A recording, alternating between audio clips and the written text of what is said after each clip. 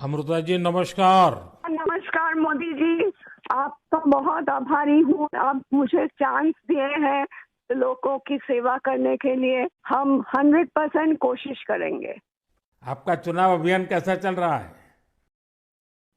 अभी तो हम निकले हैं तो एक बीजेपी को उनका पिता का देहांत हो गया। हम इधर ही आए हुए हैं तो अभी वापस जाके हम प्रचार में ही निकलेंगे।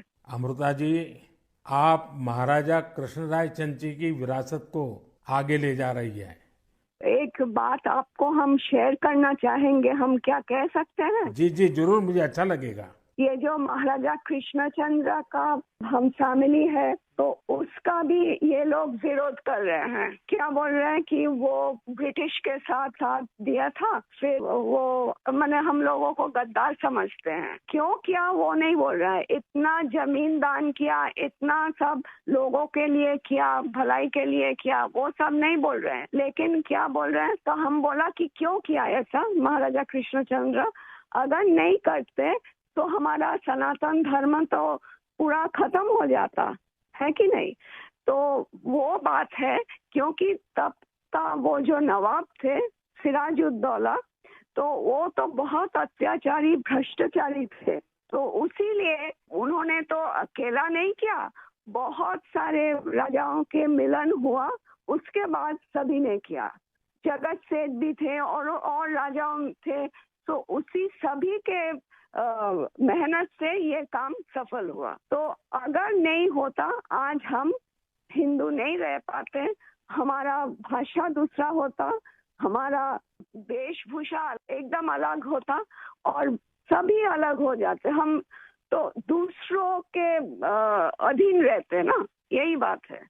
अमृता जी, बचपन में हमारे यहाँ हम लोगों को जो पढ़ाया जाता था उसमें कृष्णचंद्र राय की समाज सुधार का काम, बंगाल के विकास का काम, बंगाल के विकास के मॉडल, ये सब सुनने को मिलता था बचपन में।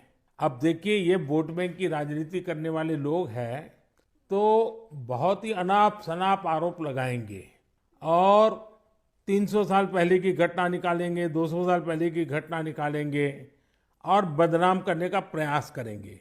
वे एकदम खुद सही बात अपने है। जो वर्तमान पाप है हाँ उसको छिपाने के लिए वो हाँ ऐसी चीजें ढूंढते रहते हैं।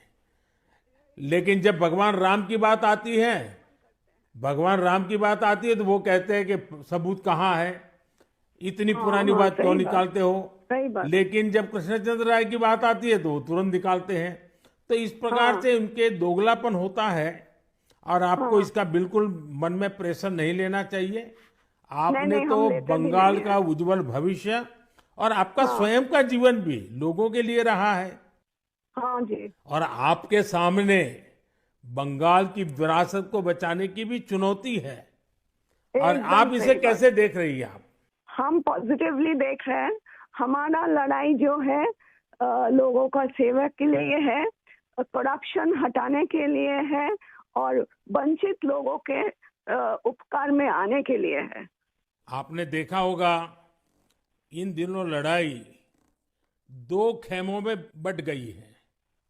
एकदम। एक हमारा खेमा है जो इस देश से भ्रष्टाचार को मिटाने के लिए कदम उठा रहा है, और दूसरा हमारे सामने वाला खेमा है, वो भ्रष्टाचारियों को बचाने के लिए इकट्ठे होना, एक दूसरे को बचाने के लिए लड़ाई लड़ना, आरोप करना। और जिन्होंने पहले खुद ने आरोप किए थे वो भी उनको बचाने में लग गए हैं। यानी उनके लिए देश उनकी प्राथमिकता नहीं है, सत्ता ही उनकी प्राथमिकता है। और इसलिए चुनाव में हमने भ्रष्टाचार मुक्त भारत बनाने के लिए लड़ना ही लड़ना है, क्योंकि हमारे देश के युवाओं का भविष्य उज्जवल बने। इसलिए भ्रष्टाचार से मुक्त देश होना ही चाहिए। आपको देखकर ही हम आए हैं। जी अमृता जी, मैं बहुत आपका आभारी हूँ, क्योंकि हमारी टोली को आपने जब ये बताया तो मुझे जरूर लगा कि मुझे एक बार आपसे बात करनी चाहिए। अमृता जी, बंगाल के अन्य इलाकों की तरह हाँ जी। कृष्णा नगर में भी बीजेपी को बहुत उम्मीद के नजर से देखा जाता है। अब आप वहां लोगों से मिल रही हैं, आपको भी लोगों का उत्साह उमंग फील होता होगा। बहुत जनों ने बोला उन लोगों का डीए अटक गया। बहुत जनों ने बोला स्कूल में भर्ती कराने के लिए लाखों का पैसा चाहिए। बहुत जनों ने बोला हमको कि हमको बोला था कि घर देंगे, नहीं दिया। तो क्या बोले इसको। अमृता जी, मैं आपको एक बात बताता हूँ। हाँ जी। मैं एक लीगल एडवाइस ले रहा हूँ। हाँ प्लीज बोलिए। हमने बंगाल में ये ईडी वालों ने करीब 3,000 करोड़ रुपया इनका अटैच किया हुआ है। अब ये पैसा गरीब आदमी का पैसा है। किसी ने शिक्षक होने के लिए पैसा दिया, किसी ने क्लार्क होने के लिए पैसा दिया।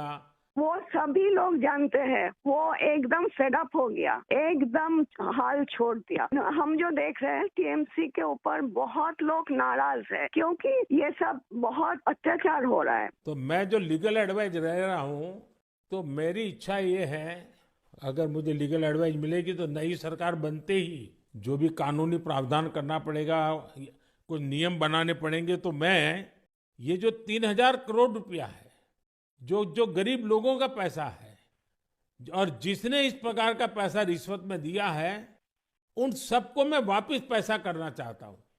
तो आप पब्लिक में जरूर बताइए कि मोदी जी से मेरी फोन पर बात हुई है और उन्होंने कहा है कि बंगाल के लोग विश्वास करें कि जो 3,000 करोड़ रुपए ईडी ने अटैच किया हुआ है, वो 3,000 करोड़ रुपया गरीबों का पैसा है बंगाल के, और वो उनको वापस देने के लिए कोई न कोई रास्ता मैं खोजूंगा। ये जरूर बताइए आप लोगों को। हम बोलेंगे।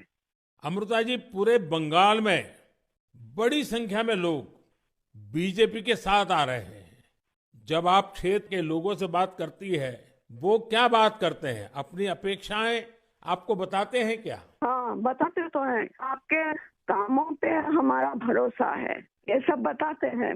और हम पूछते हैं कि महुआ मैत्रो का क्या होगा, बोलो उसको तो जेल ही जाना है। अच्छा, लोग बोलते हैं। हाँ जी। अच्छा, ये मोदी की गारंटी को लेकर आपके लोकसभा के क्षेत्र में लोगों तक बात पहुंची है?